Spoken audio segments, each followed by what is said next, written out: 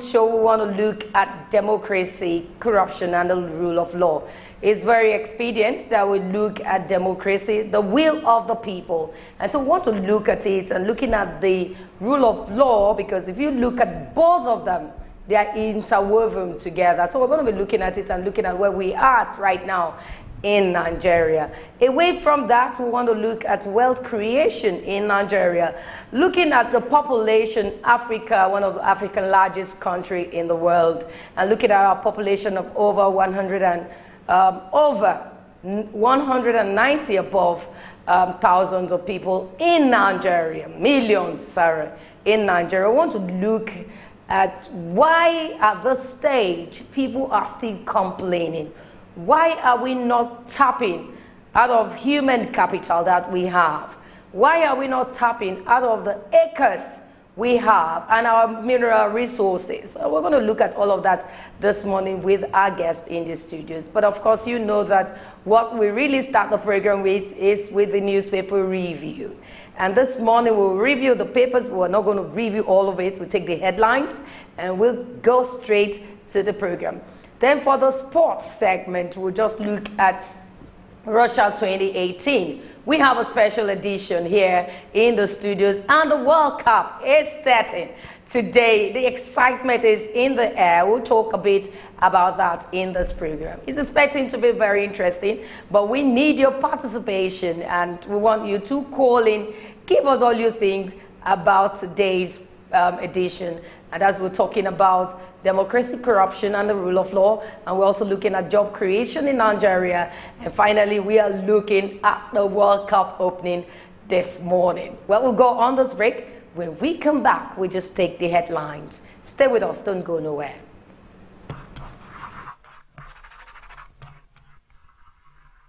SuperDawn, your daily live current affairs program, where topical issues that border on politics, economy, sport, and sizzling national issues are analyzed, now holds every Monday to Friday, 8 a.m. to 10 a.m. on Superscreen television.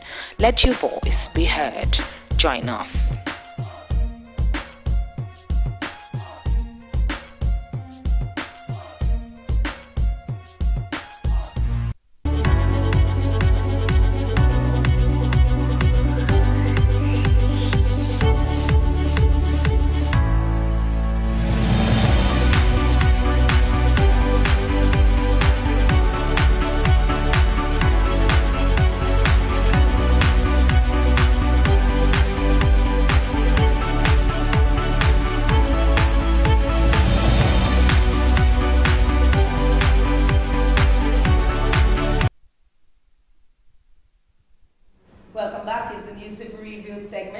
Start with the Vanguard this morning. The first story here says 2019 validation of June 12 not enough for Buhari.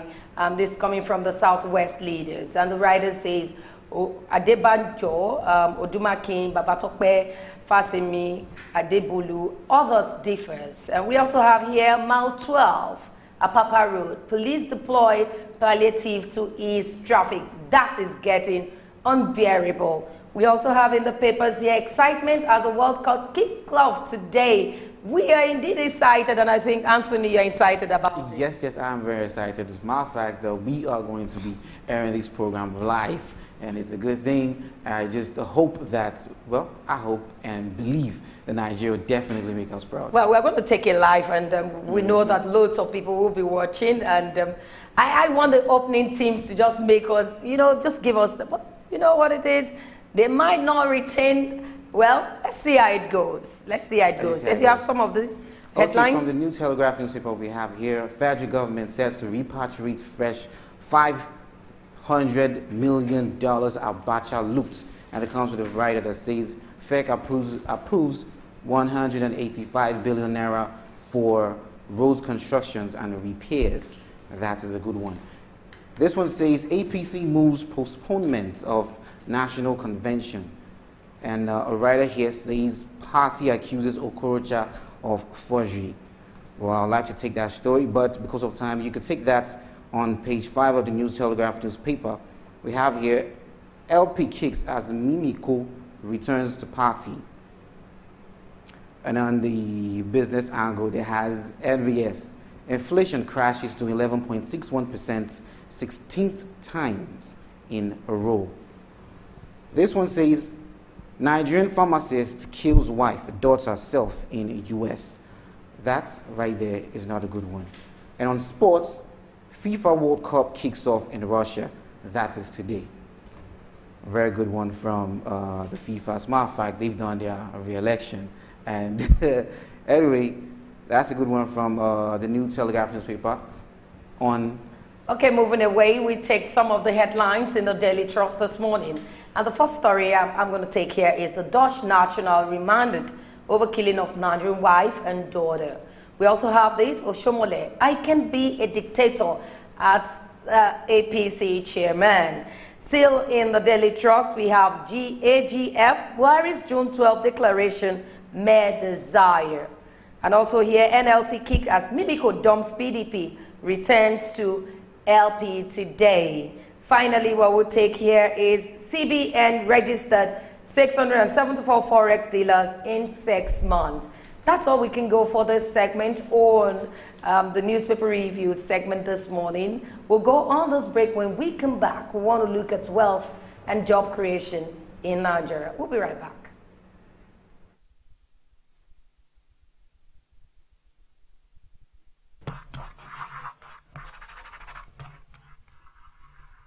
SuperDawn, your daily live current affairs program where topical issues that border on politics, economy, sport, and sizzling national issues are analyzed, now holds every Monday to Friday, 8 a.m. to 10 a.m. on Superscreen television. Let your voice be heard. Join us.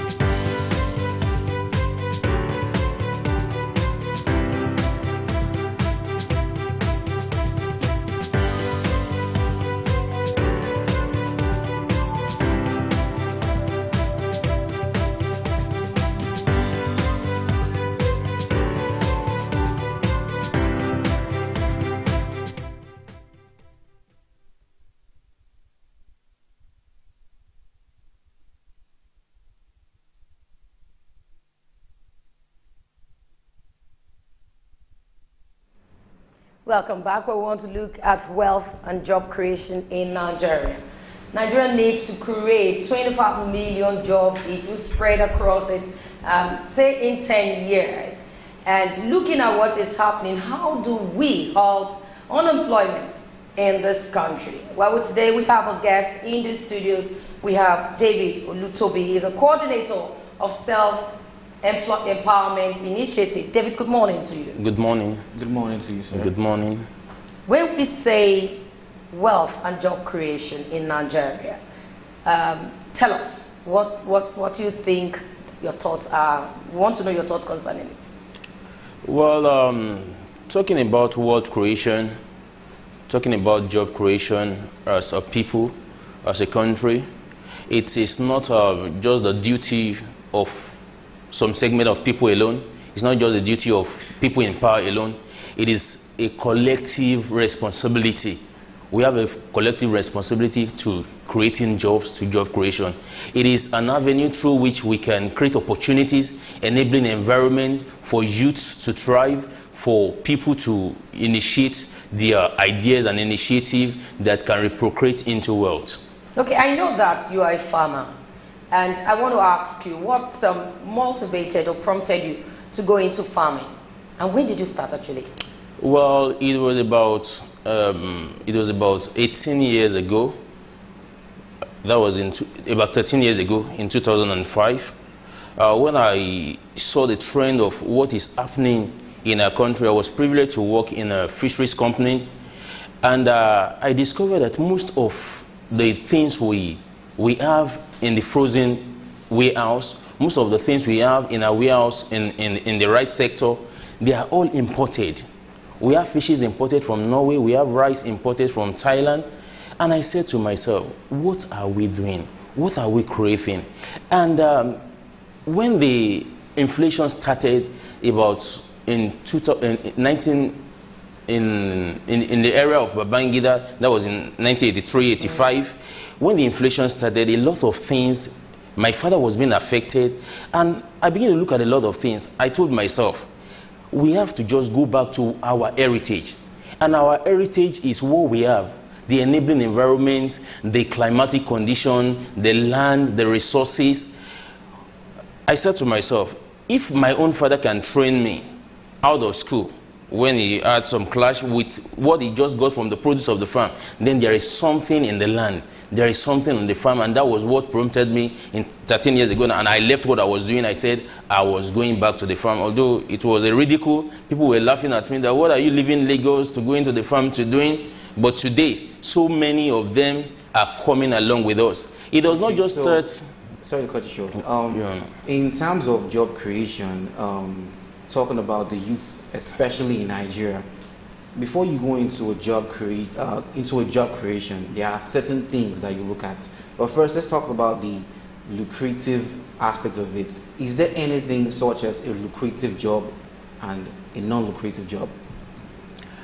There is nothing like, to me, in my own definition, there is no job that is not lucrative, and there is no job that is most lucrative.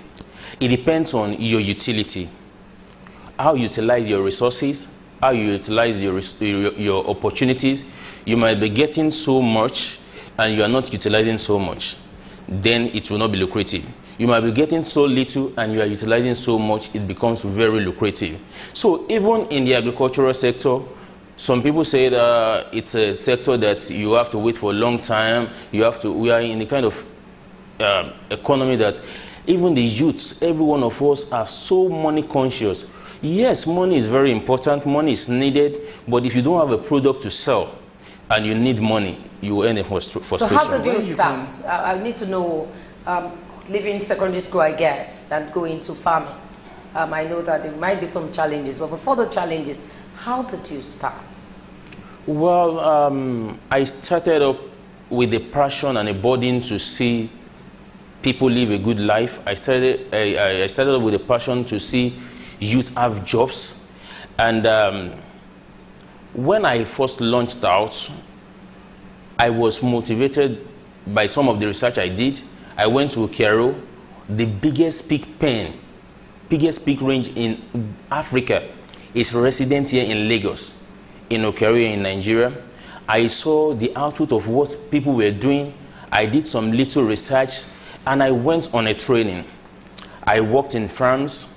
I worked with farmers. I got some little knowledge, gathered some little knowledge here and there.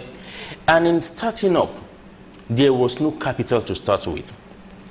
And we started off by doing trainings, sensitizing the youth with a program we called Idea Zone on Unilag and later to Now FM. We're doing this program, you know, getting some little resources, and by the virtue of this program, we're able to raise little funds, and we sorted for where to start, and we could not get an available land because of the cost in Lagos. We had to go to somewhere in Yewa South in Ogun State, and we started on just 3 acres of land. And today, we have spread to over 10 acres, managing farms for even big farmers. Wow, so that's a good achievement, though. Okay, coming back to, you talk about Unilag, and let's go into the schooling. Right now in Nigeria, when students graduates will go out there looking for jobs with their CVs and all of that. And we have a normal youth who did not even go to school, you know, is being entrepreneurial by himself, being going into farming, agriculture, into other things, and making a very good living for himself, while a graduate still stays years after his graduation and no job, and still broke, still in the house. I want you to weigh these things. How has education in Nigeria impacted on the creation of jobs? Well, I will start by saying we have to break some edge. We have been boxed. The Nigerian institution is not preparing our graduates to be creators, to be inventors, to be entrepreneurs. We have been conditioned with the mentality of just get a certificate, go cut for a job. In fact, even after graduation, you see flyers being given to graduates in the camp that come for trainings, get training on how to write a CV, how to present yourself. So we have not been trained. We have not been given the mentality to become creators, to become inventors. The difference between the man that went through formal education and the man that does not have a formal education but is an entrepreneur and doing well is just the mentality of I can. So are you saying that people, youths that went to school, graduated, don't have the mentality of I can? They do. But one of the things that is limiting us is pride. Pride. People don't want to start small. People don't want to do the menial job. But you can do a menial job even if you are not getting the white-collar job that you desire to at the moment. You can do a menial job. You can engage yourself in things that might not be worth it to you.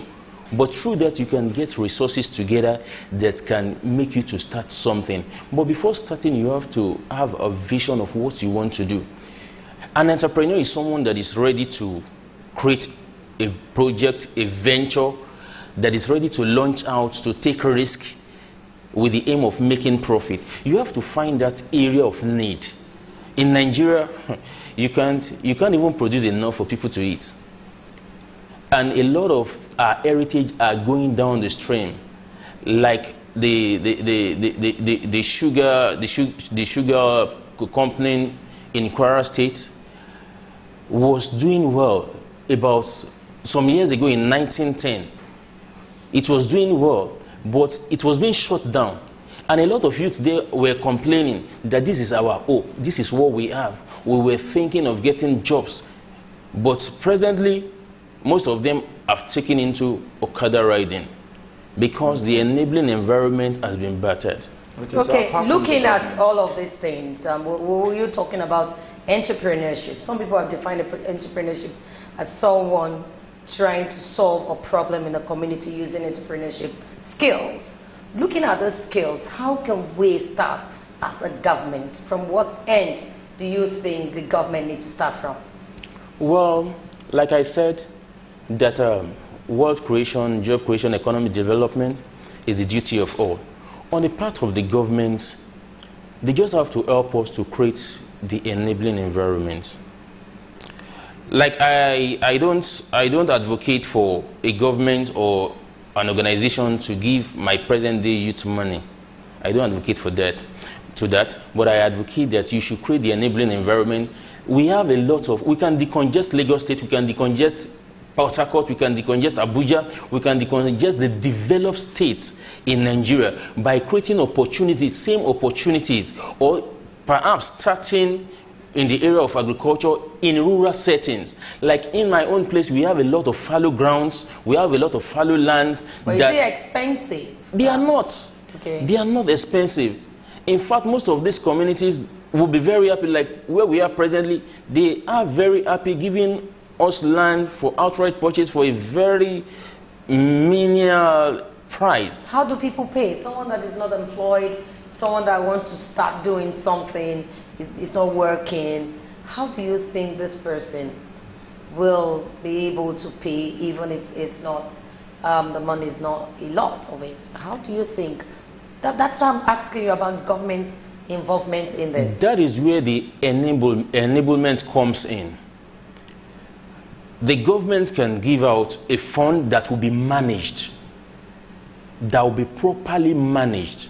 And the youth, we are advocating that the youth should be given acres of land through these fundings that will be managed by probably the government agencies, ranging from the state to the government to the local governments, and let these youth be on the field.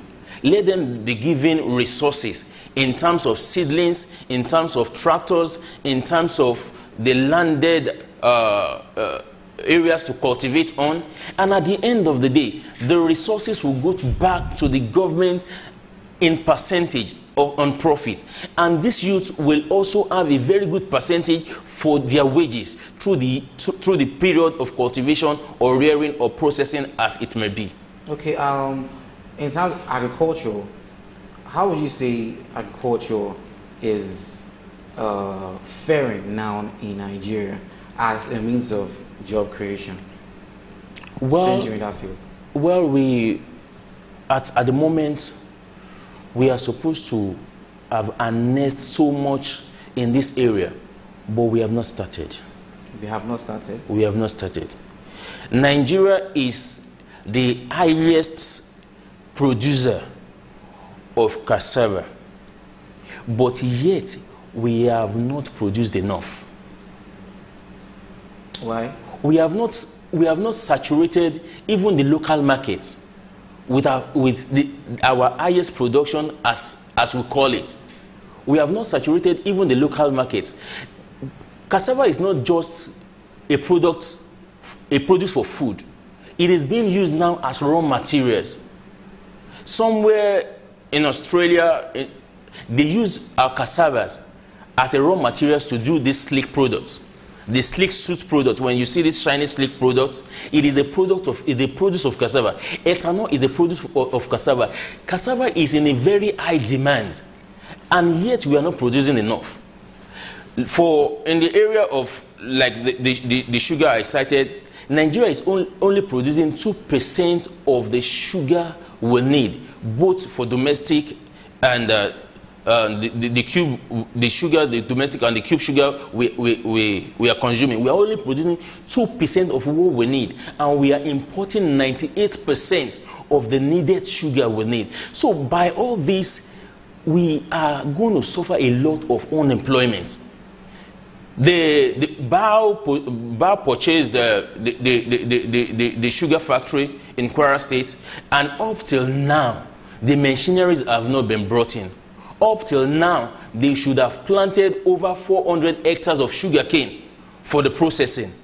But these things have not been done. There are a lot of things. You see, that's why in our organization, we don't only tell the youths, we take them through orientations to condition their mind. But because when we started, we discovered that our problem is not just in our pros. Our problem is a mental problem.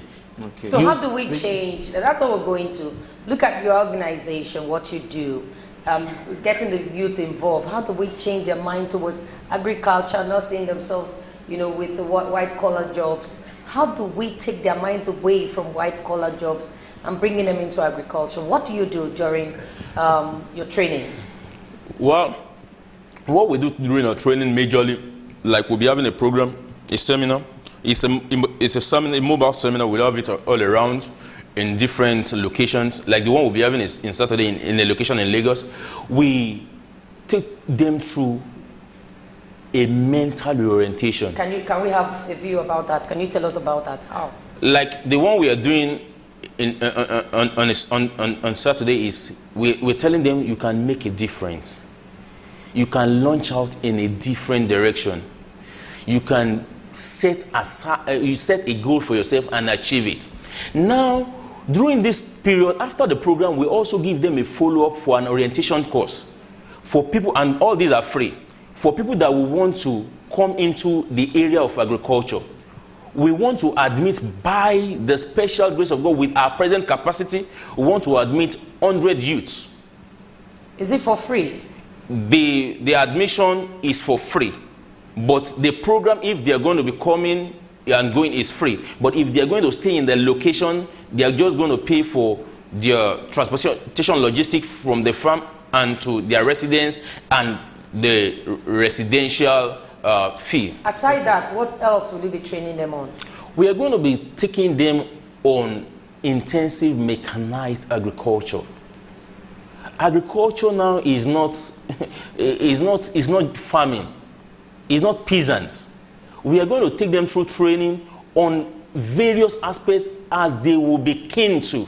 Because to some, they will tell you, I love animal husbandry, I love training pets. To some, they will just tell you, I love cultivating, I love seeing greens. To some, they will say, I don't want to go through the hustle of planting and rearing and waiting for 6 months, for 1 year. I just want to go into processing.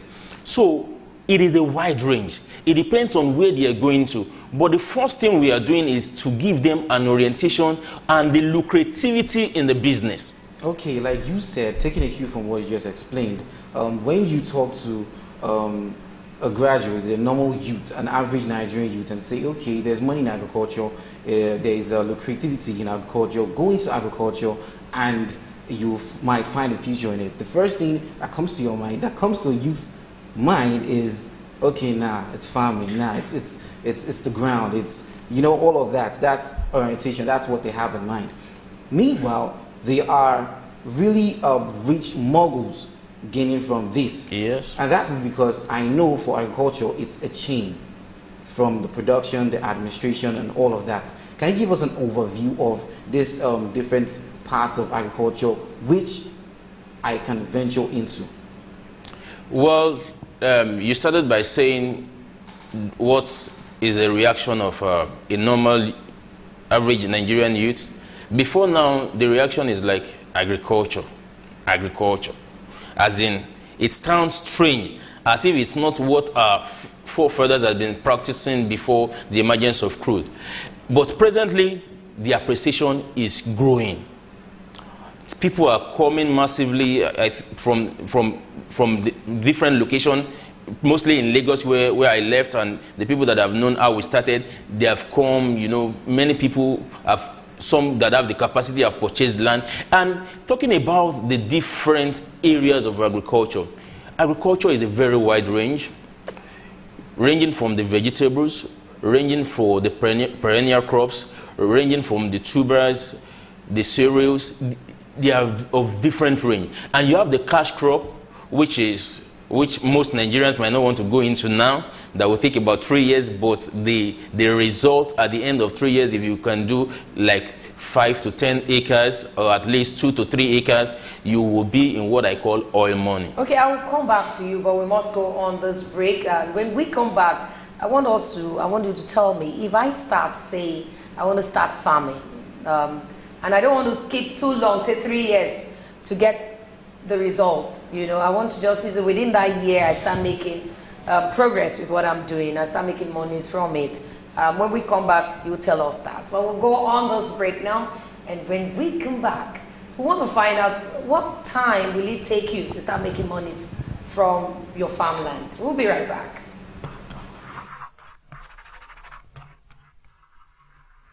SuperDawn, your daily live current affairs program where topical issues that border on politics, economy, sport, and sizzling national issues are analyzed. Now holds every Monday to Friday, 8 a.m. to 10 a.m. on Superscreen Television. Let your voice be heard. Join us.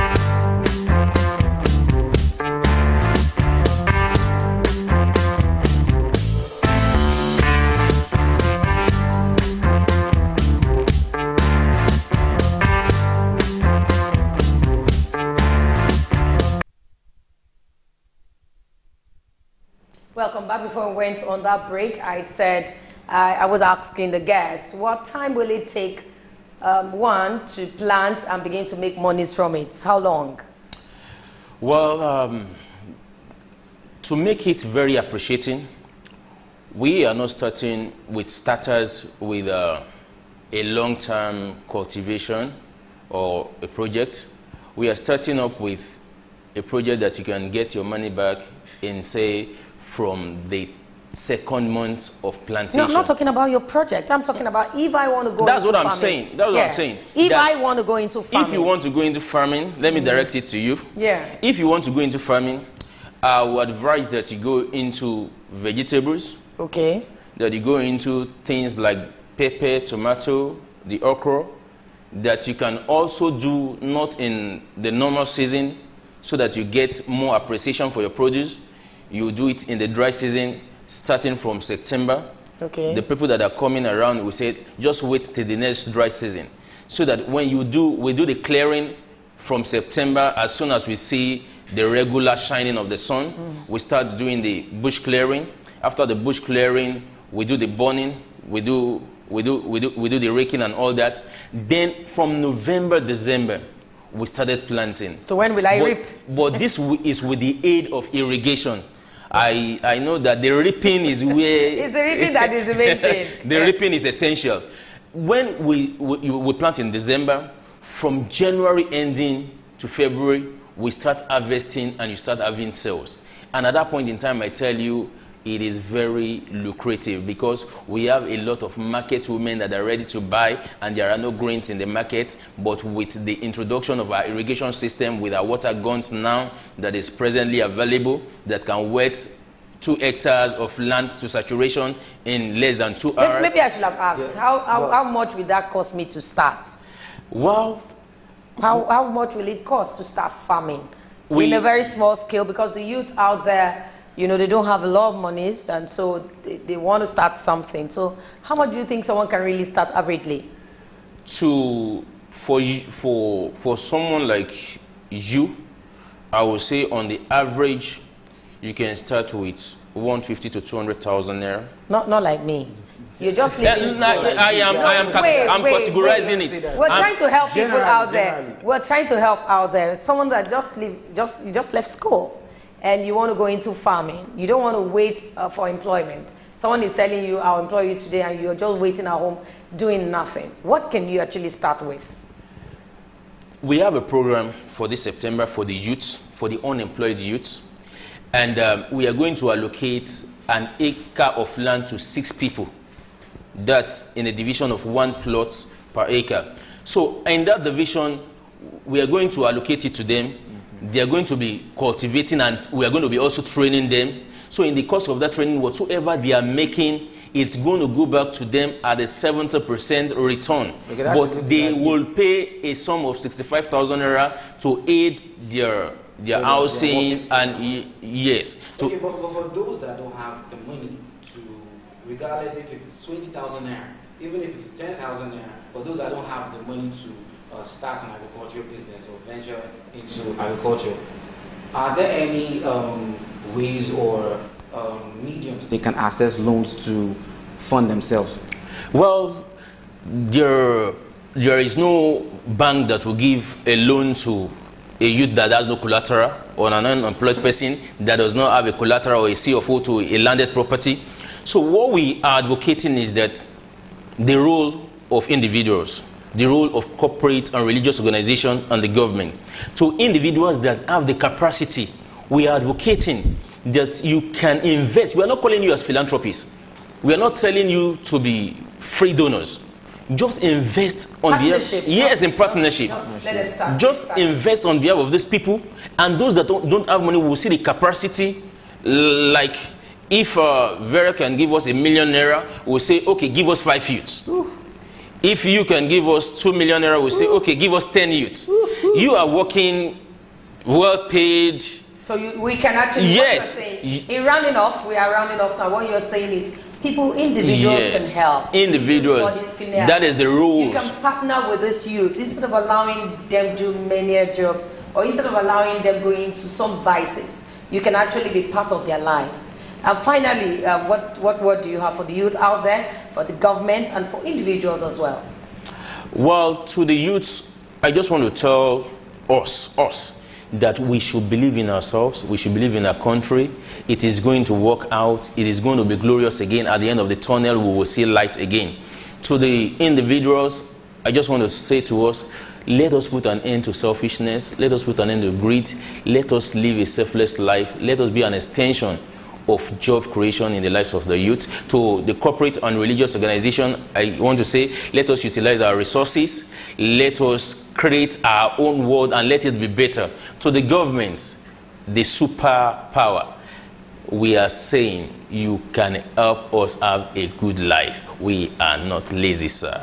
Okay, thank you so much, David Olutobi, the coordinator self-employment initiative. Thank you for coming, and keep doing the good work. Thank you very much. Keep training people. It will help all of us. Well, that's where we end this segment. Up next, we want to look at democracy, corruption, and the rule of law. Please stay with us.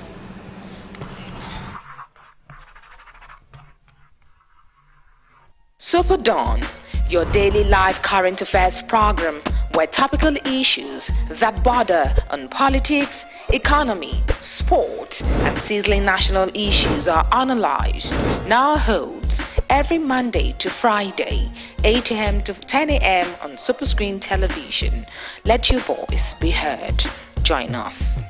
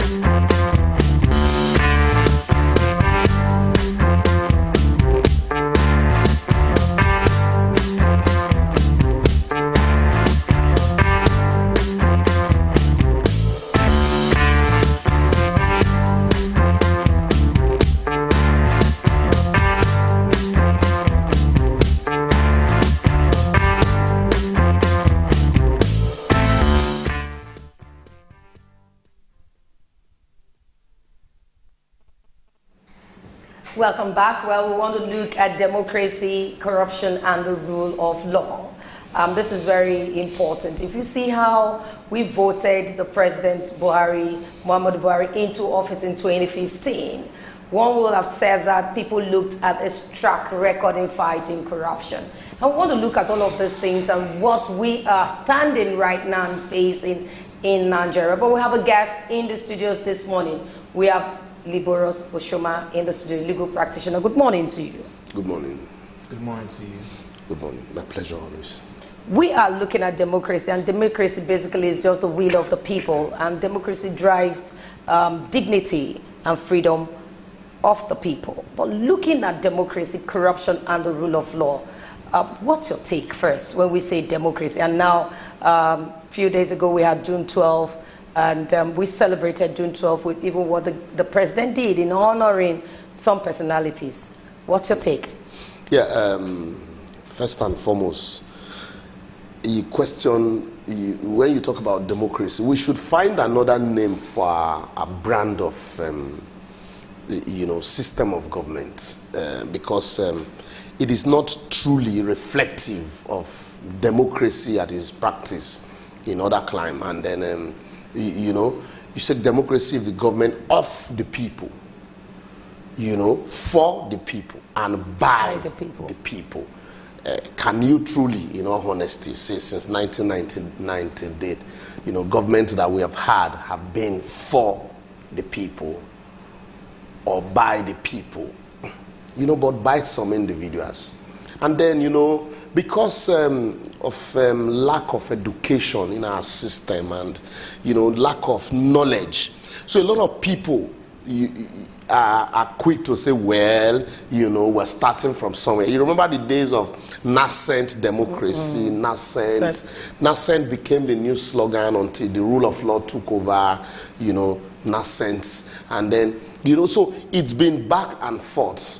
And so for me, we need to look for a different name for a system of government. So why are you saying what we have is a semblance? Can you give us some things? Why are you saying what we have now is not democracy? It's a semblance of democracy, not democracy. Democracy, as we all know, we're all taught, in school, is a government of the people, for the people, and by the people. Let's start from by the people. Look at the party primaries, for example. Almost all the parties, even the ruling party bears the brunt, where there is so much imposition. And so, let's even look at the structures of the parties. How easy is it for you to be a member of those political parties and have impact in those political? Why do you think people don't want to join Nigerian political parties? Because the parties are controlled by certain individuals. No matter what happens at the end of this is the only climb where party cards are hoarded by one man. You travel abroad, you see party members on membership drive on the streets, just the same way you see people in traffic trying to sell, wares. Party members go on the street for membership drive, trying to convince you. But here, you hardly see any party member look for people to come join. It is, exclusive, secluded. They are elevated. That's not democracy. And then also, you talk about government for the people. Starting from the grassroots at the local government level. Our local government councillors accountable to us. Our chairman accountable to us. Not even talk of the one that is far from us. That's why governance is about what the man who sits atop there think that you need and not what you truly need. The governor will come and say, oh, our tar road here. Meanwhile, the primary problem that is facing those people, it's not road, it's water.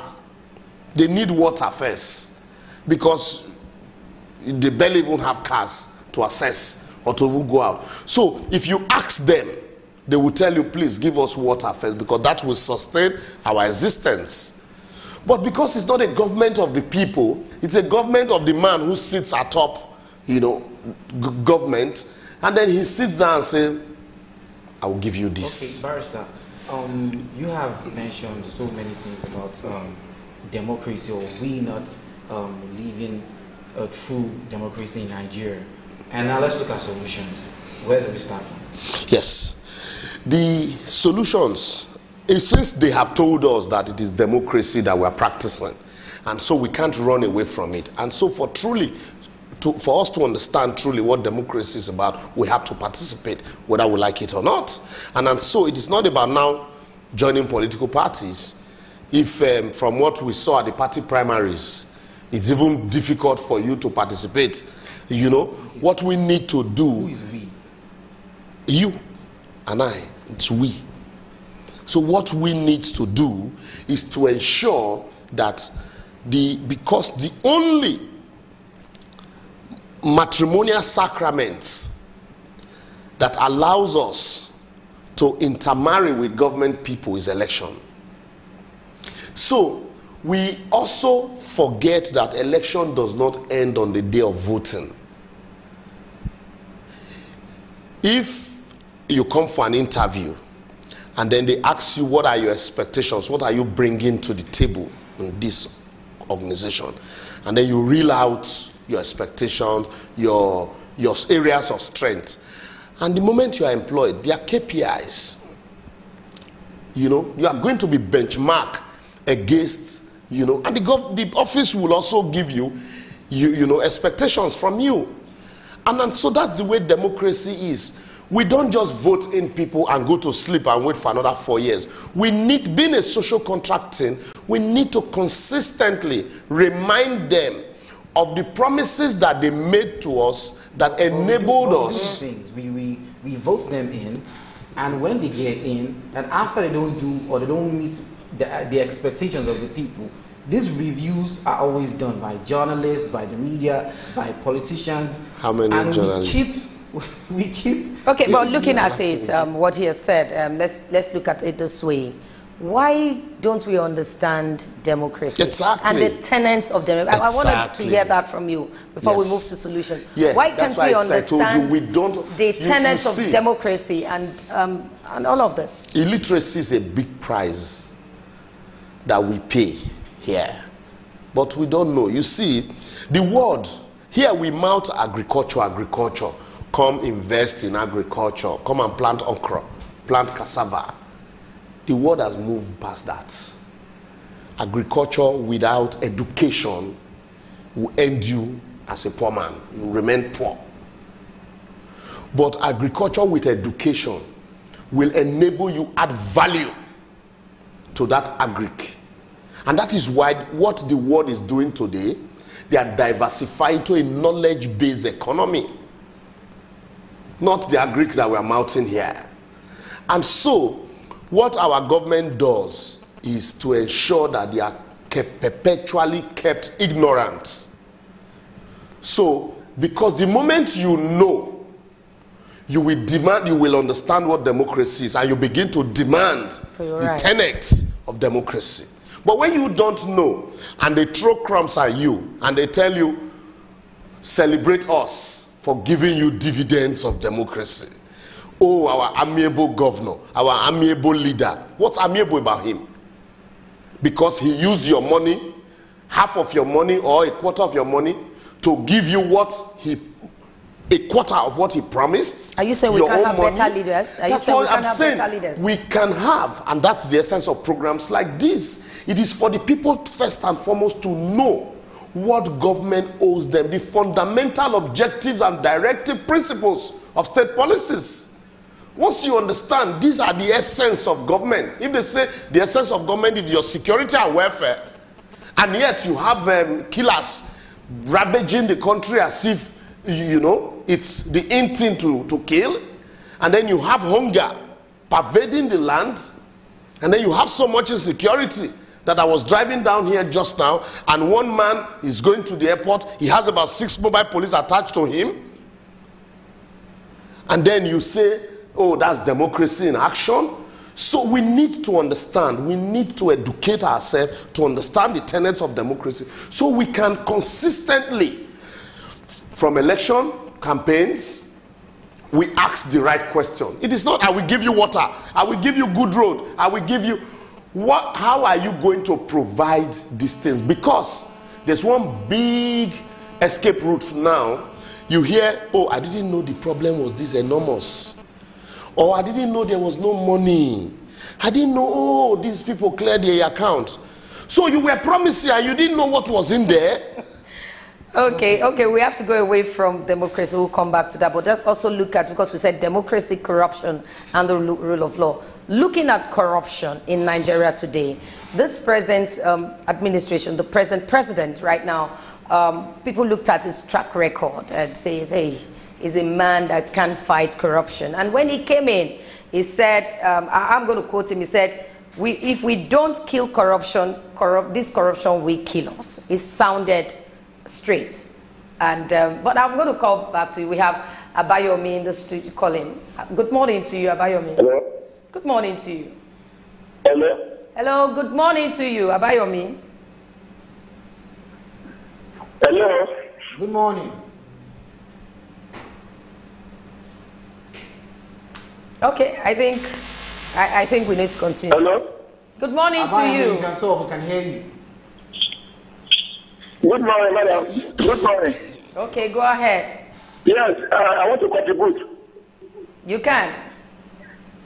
Yes, I decided like your program. Thank you. Okay. Now, the government is fighting corruption and rule of law. I want to say that when the government is ready to fight corruption, they are not fighting corruption. They are not. If they to fight corruption, let them fight from state level, from Lagos State down to Abuja. Then you see the biggest corruption life. All this one the government is doing, the president is doing, is just tackle money they are receiving. But the biggest one is from state level. Yes, the biggest one from Lagos State. That's number one. Secondly, you are keeping, you say you are practicing rule of law. You are somebody in detention for 3 years without trial. What do you call that one? You see, when you say this is an armed robber, it's a thief. You need to wrap up. We don't have much time. As the man said, okay, take me to court. If the armed robber is confident of himself, then you refuse to take him to court. That means something is wrong something is wrong somewhere else. You need to wrap it up. So, you see, we are not practicing democracy in this country. We are practicing dictatorship. Okay, thank you so much for your contribution. You heard what the caller said. We're looking at corruption and the rule of law. What's your take when seeing all of these things and knowing that this president came in because of some thoughts people had towards him? Are we achieving that right now? Vera, you see, we first and foremost need to understand what corruption is before you fight it. We don't understand what corruption is. What we are just doing is recover money for some people, and then we say, oh. And then it is very interesting because, like Nigerians, because of illiteracy, we love slogans. We love slogans. Before it was, nascent democracy. Then came the rule of law. You had 7-point agenda. Now it's fight against corruption. And so, catchy slogans. And so the government will ride on those slogans to hoodwink the, uneducated. And then people are divided on the street, argument and, back and forth. But do we truly understand what corruption is?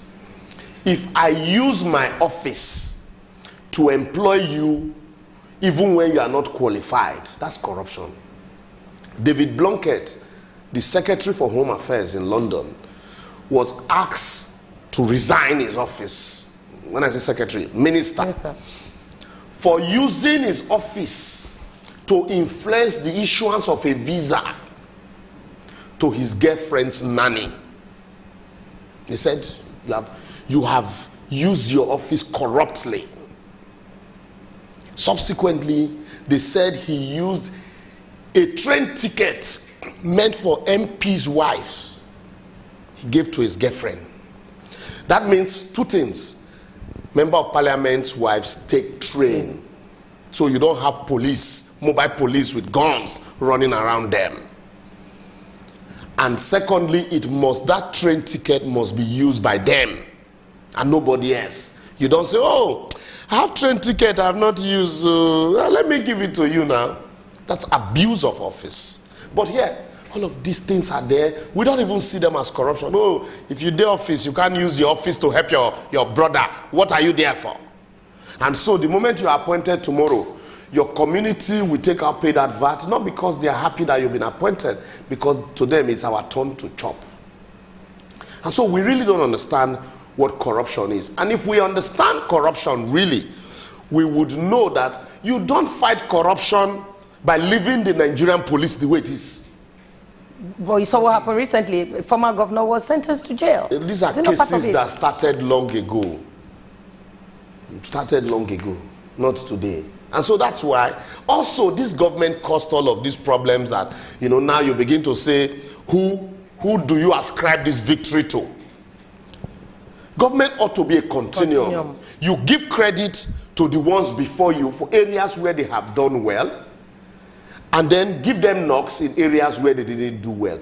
But to now, in a blanket swap, just discredit all of them and expect that people will give you credit for completing the actions that they started, it's going to be a problem. And so that's also, it's one big problem that we are facing in terms of governance, where we were so divided pre-2015 election that even some people thought that this country would disintegrate. But thank God we were able to cross that Rubicon. And one would have expected that the moment the government came on board, just like Nelson Mandela, you reconcile all warring factions. You bring everybody together and, chart a new course, because now you are the president of the entire country, of those that voted for you and those that didn't vote for you. So, but quickly, sorry. So when you now try to create a divorce, and anybody that criticizes you, becomes a wailer, people are now going to be looking at your faults. That's why you have two sets of people now.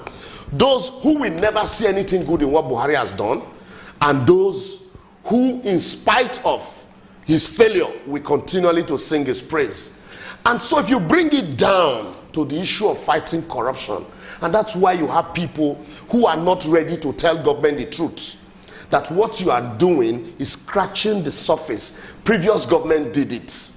A situation where you have Babache Lawa, they are still investigating him. For all we know, government is still investigating. So what are you telling that small thief by the corner is that all you need to do is get into government and hang on to the government of the day. Irrespective of your sins, nobody will do anything to you.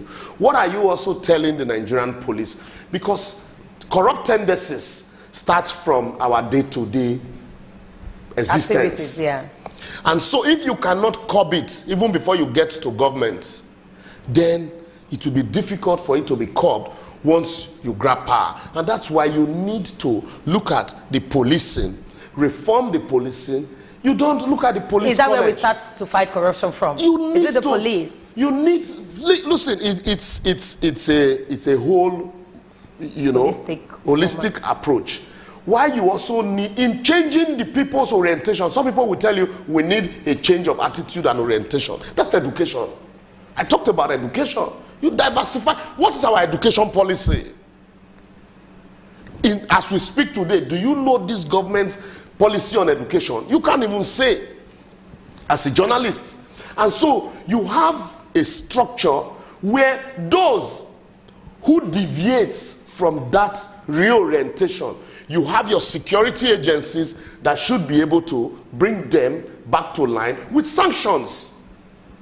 But when the security agencies are so helpless, it becomes difficult where you are arrested by the police and the police is the one negotiating what you need to give to go free.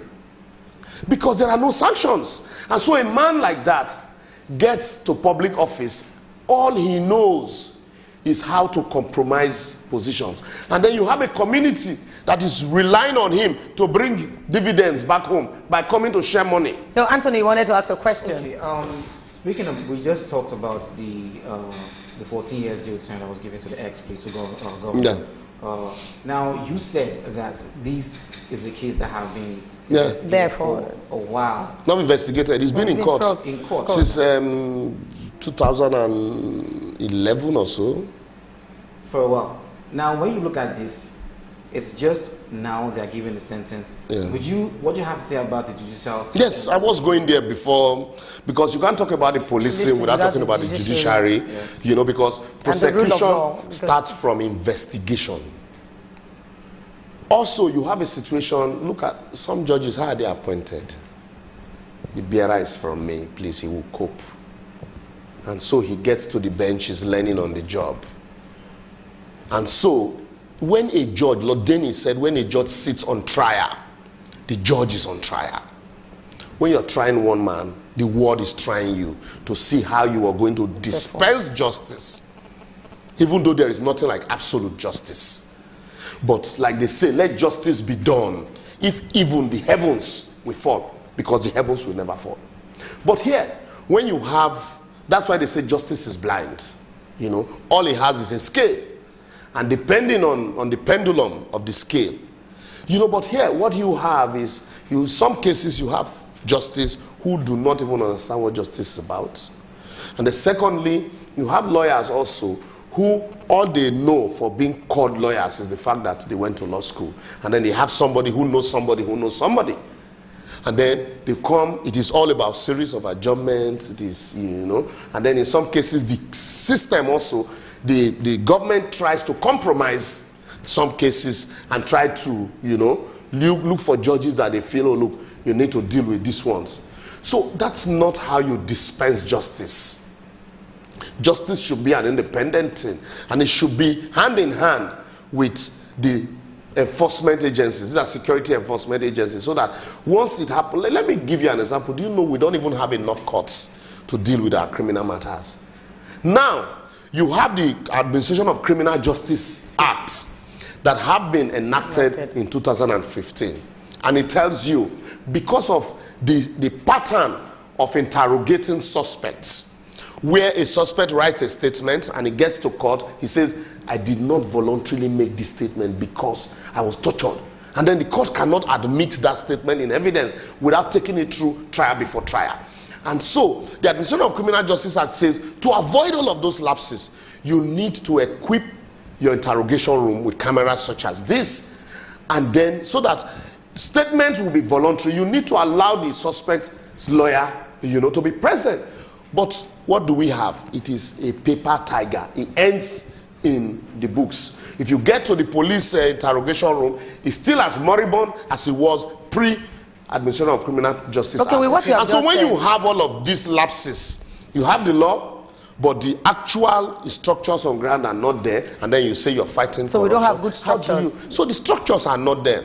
No matter how good the law might look, you know, when the structures are not there to aid, you know, the Administration of Criminal Justice, it will be difficult for you. You can't. That's why I was interrogated by a policeman at the airport in London, and he was so civil and polite. But yet, you know, they kept me for 5 hours. Oh, you came for a cup of coffee, a cup of tea. You know, at some point, just tell us the truth and we'll let you go. You know, I told them all I knew. Very comfortable atmosphere. But here, the first thing they will do is a slap. Okay, looking and then you, the lawyer, will say, oh, look, police, he will say, forget it. I know these people. The moment you beat an eye, will confess. And then the man gets to court. He says, I was tortured and I couldn't bear it. You know, so education is key. It brings me back to that point. Okay, but looking at what people have always said, and I don't know if you take a stand in this one, that there's authority disdain in the rule of law. Do you believe that? Authority? Disdain for the rule of law. Yeah. Is it true? Yes, it's true. It's true. Otherwise, why will a policeman, a traffic officer, who is to enforce traffic rule, drive against traffic? Otherwise, why will a governor who is to ensure that our roads are sane and everybody is orderly, be the one whose convoy is driving everybody off the road. Otherwise, why will that big man who knows that this government is fighting corruption dip his hand in the till and ask who is the presidency? Once we wear uniform or we occupy offices here, we don't have regards for rule of law. Otherwise, why will a president say a man has been granted bail by a court of competent jurisdiction and you say, no, you want me to release him on bail? It's not about you. It's about the system, the structure. And so if you brazenly disregard the structures put in place for governance, for the windmill of governance to roll seamlessly, what you are telling people is that if you get here, you can do the same thing. You know, so when you have disregard for the rule of law, there is no way you are going to be the one to protect it. Okay, let's go into the Senate. Our lawmakers. Now, these are supposed to be people who make the laws and abide by them, lead by example. And you look recently, we've had cases where the IGP and Saraki saga has been going on for a while, including the governor of Kwara State. And the case, the Dino Malai case, the case where Jega is accusing the Senate of corruption and the rest of them. When you look at all of these, what do you have to say about the people making the laws of the land? Maybe especially looking at the Section 88 and Section 89 of the Constitution. Yeah, this is a hydra-headed question. You have like 5 questions rolled into one. Yeah. And so, first and foremost, it takes us back to our elections. How are some of these people elected? That was why I was very happy when the Senate wanted to amend Section 25 of the Electoral Act. Let everybody stand on their own. If you're going to the Senate, you're going to the House of Assembly, let it be an election that will come first. Let us assess you on your individual strength and not on a bandwagon strength of, oh, since this party has won the president, let them also have a Senate that will support the party. So is that the lacuna? No, that's one. That's one. And so you find out that the way some of these people are elected is a bandwagon effect. Even the primaries that produce them is because one godfather said, come and go. It's your turn to come and go. He has been waiting. So it is not because the people at the party, through delegates, congresses, felt, look, this man is with his antecedent, we agree with him. He should be the one, to represent us. And then he gets there. The first thing is he looks at how much he has spent so far to get here. So he wants to recoup. Some people sold their houses to get to assemblies. So they want to recoup that money back. Because if they don't go back after 4 years, they are going to be in penury. And then also you have a constituency who is waiting for you to bring. And then you have a government who really does not understand itself. So everything the government needs from you, it's negotiation. Lobby is a word you use in parliament. But our own lobby is exchange of money. So I don't listen when government says, you want me to lobby them. You want me to give them money. You can lobby without giving money. That's why you need to have an ideology that the party member subscribes to. You see debate, parliamentary debates in parliament in the UK where, ethical, moral standard values are held very high. And you see voting patterns in parliament that will enable journalists determine your line of thoughts. They will tell you that this man has always voted, in this pattern. And so he must be, sociologically inclined to this ideology. But here, how many senators do you know their voting pattern? Because these structures are still not there. And so when that happens, like I also, in moving to the next question on this same hydra-headed question, when this happens, what now happened is that you have a government who really didn't understand the imports of the assembly, and so you had a president, we cannot shy away from it, who felt anybody that becomes Senate president I will work with, because he wanted to spite somebody in Lagos. And then a Saraki also, who is a Maradona, emerged in the process. And then it dawned on the government. Thoughts anyway, continue. Yes, my thoughts. Yes. And then it dawned on the government that, no, we shouldn't have folded our hands. And then the battle started. The fight started from that word go. And so that further drove the knife along the line of, you didn't vote for me, I voted for you. And so that further divided us. So for those people that didn't like Saraki, but the fact that he was fighting the president, they automatically loved him because they don't like the president. The enemy of my enemy is my friend. And so we now had a strong debate on the media, social media. Oh, are they right? Are they not right? People who before now will tell you that Desiani can be invited by anybody, including the Senate, she must appear. Today we tell you, no. The Senate ought not to invite the IGP. They should have invited the Minister for Interior and all of those things. We now start hearing people sing from different sides of their mouth depending on their political leaning. It's no longer about the truth. And some people that were defending Desiani then will now be the ones saying, no, the IGP must appear. You had Femi Falana this way, you have Michael Zekome this way. They changed rules. And that continued. And then politicians being what they are, there is no way Saraki would not have known that there is a case was already in the offing.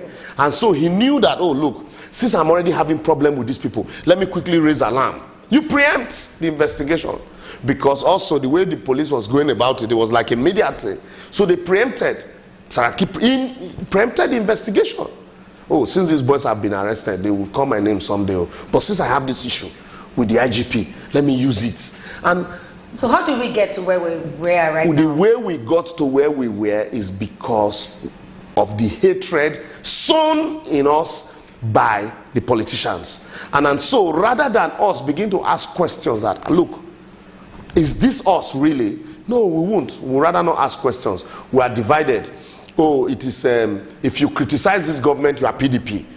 If you don't criticize them, then you must be APC. Okay. So what we need to do, what we need to do as Nigerians is first and foremost to sit back, retreat, and then look forward. Ask ourselves, are these people really different? But Oshoma, if they are not different, we voted for this government. We all came together that we needed a change. Yes. So at what point? Why did we now? Do you know why we missed it? Do you know why we missed it? Because we were looking for messiahs in areas where you had none. Are you saying this president is not a messiah? No. Do you know why? Why? Because at the election, the president was sold to us as a superhero, even though he was not. And so we were seeing two options. No, I don't want us to rush that line. No, I'm going to allow you. He said it was sold to us. Yes, but you as a saw superhero. his antecedents. Which antecedents? Where he was coming from. From where? Tell me where it was coming from. His fight against corruption is where? Okay, continue. Don't let me. Wait, look, see. So because I am not. I'm not a fan. When you look at his time with Idiagbon regime, we saw what happened. What happened? Where people cannot just behave anymore. Where Alexi Kweme was arrested and Shagari was on house arrests. And people consistently at that time also said that the man behind the camera was Idiagbon. And even, okay, we saw his time with Idiagbon. Didn't we see his time in PTF? All the fraud that went under him? We close our eyes to them. That's why I'm saying he was sold to you as a superhero. But rather than see Jonathan and Buhari as same of the same, we were weighing two options that shouldn't even exist in our political climate. You had other candidates. We were looking for independent candidates when God gave you fringe parties. You had Professor Shonaya, you had Martin Sonovo, you had other candidates, but we closed our eyes to them. We were looking at the two big masquerades because we made them two big masquerades. And so we now say, oh, if Jonathan, as inept as he was, okay, let's choose the next one. And when people like us asked, what is the competence of this next one? They said, no, forget. Don't bother about the competence. Let's just put him there. So are you saying? And then he got this there. Government is not doing anything. Are you saying? Wait! Don't put words in my mouth. Are you saying government has not impressed you in any way in the fight against corruption? If you benchmark it against the expectations, it's even like this. What's the difference between this government and the previous one? When the previous government was there, you didn't see the rots. They told you. It was when they left. Just wait for this one to leave. I've been, in Abuja for some time now, so I know to some extent what is going on. Okay. So like I said, don't break my line of thought. And so when it happened, they say, "Oh, Buhari is the man that will do it." And then people were asking, "What is the competence? What's the competence? And how mobile?" Because the rot you are painting, you need a very mobile, agile, and active person to be able to at least even bite 30%. They say, no, he has Oshibanjo. But you don't understand also the politics behind the office of the president or the presidency. And so a lot of people close their eyes. And then they become disappointed and disenchanted. Oh, we didn't expect that the man wasn't this mobile. Because you didn't look the way you should. And that's why the mistake of the first 6 months, it's like Lagos traffic. If a car broke down on Third Mainland Bridge and you don't remove it in 6 minutes, the multiplying effect will take you 3 hours to clear. And it's the same thing with Nigeria. They said hit the ground running, and the government touched the ground and they were running away from it. And so that has cost us. Where we are now, that we're celebrating, oh yes, we've had consecutive, inflation drop. We have not even gotten to where we were in 2015. And so if the government had understood the problem at that time and immediately took steps, like also follow the economic blueprint that the economists, because they had a team, they had a fantastic team, and they came up with a blueprint. If the government had followed it, would have been far gone. But because they didn't understand. And then also, you hear people say, oh, the dollar dropped. The price of oil dropped. Even Saudi Arabia, as of 2010, already had projected that price was going to plummet. And they were already building towards it. They were already planning that even if it gets to $10 per barrel, we can, But so you had a government that was campaigning and you saw the price of dollar dropping. You expect that they will plan against that reality. But no, it became an excuse. And also because they divided us, you saw people who took side here and those who took side this way. And then meanwhile, the actual work is undone. Let me tell you much reality that before now, when dollar was 190 in 2015, it got at a point, it got to almost 500. Now it's about 360 something. And that's what that means. Being an economy that is largely dependent on the dollar, what that means is that this thing that you could buy for 190 naira before, now you'll be buying it at 360 something naira. Yet your income is constant. Even in some cases, you have lost your job.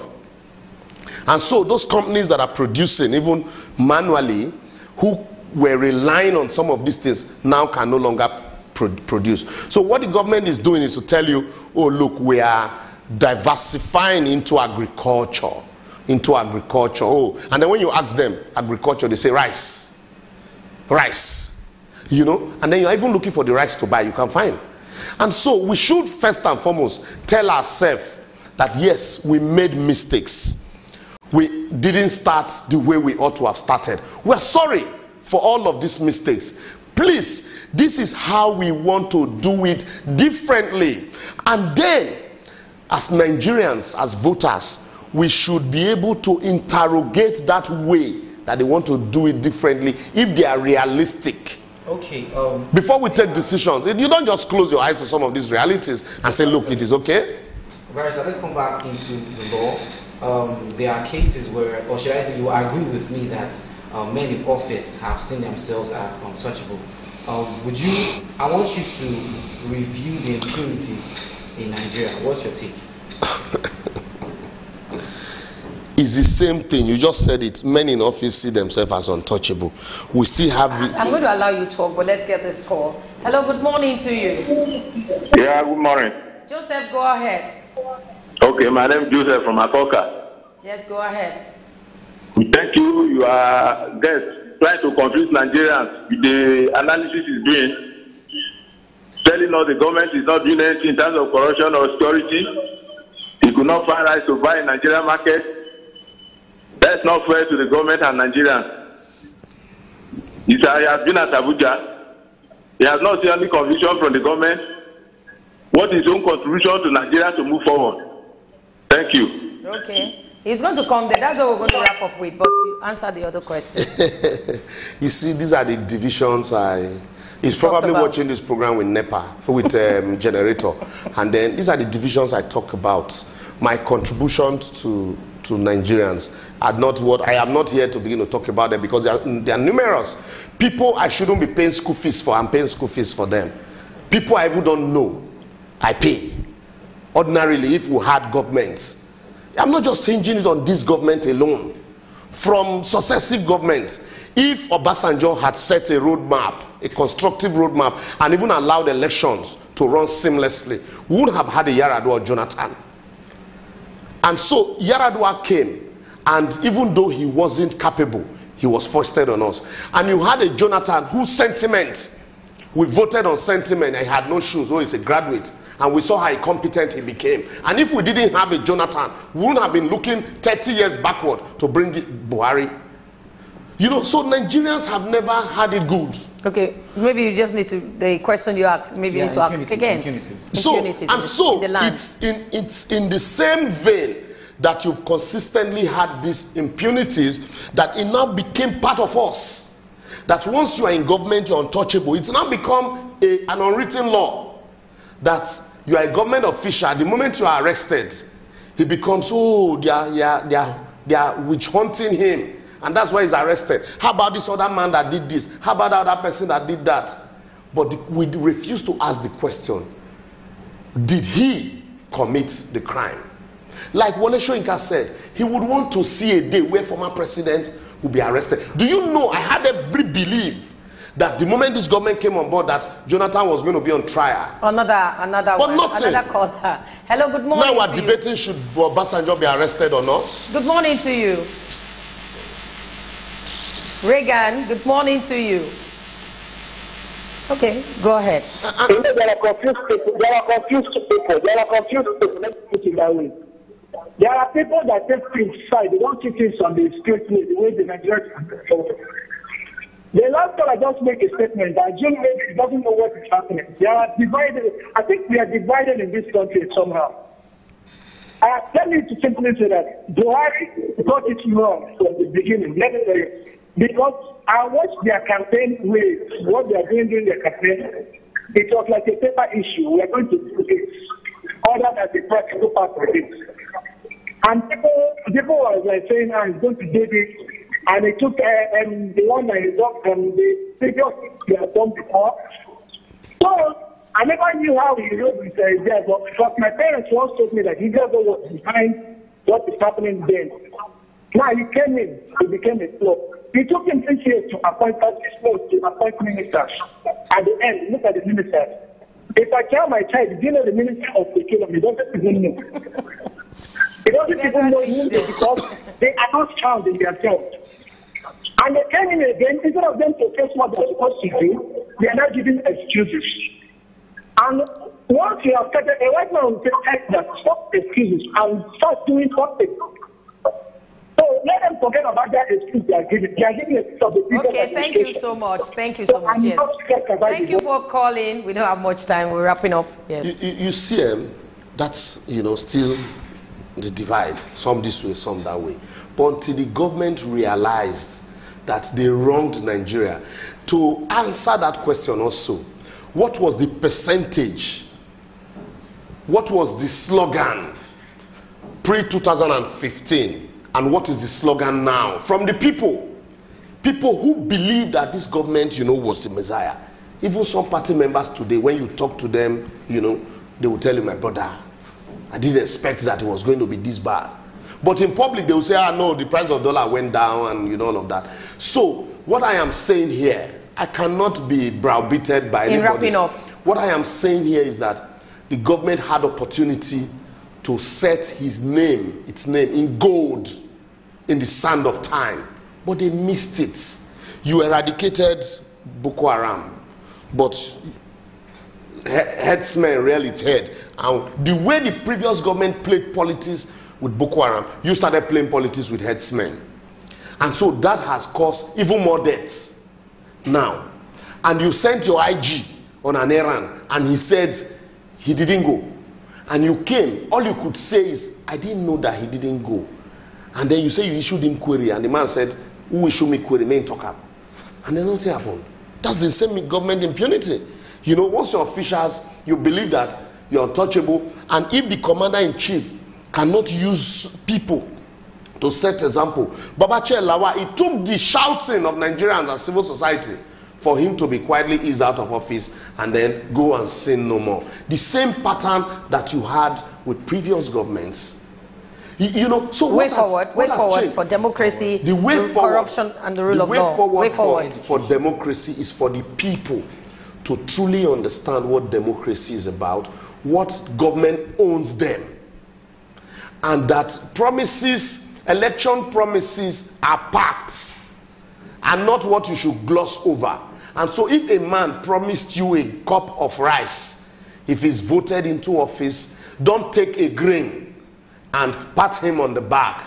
Consistently urge him on that, look, I gave my votes because of this promise. And so government can be better when we hold them accountable. And then also, we also need to have a change of orientation. We should not see governance as our opportunity to go corruptly enrich themselves. That is why when people tell me, I pray for appointment for you, I say, God forbid, because I am a lawyer. I earn a living through my legal profession. And so I don't need government appointment to be able to earn a living. And so I would not want to believe in that facade or sit back and say the day you get appointment is the day you will build house and all of that. No.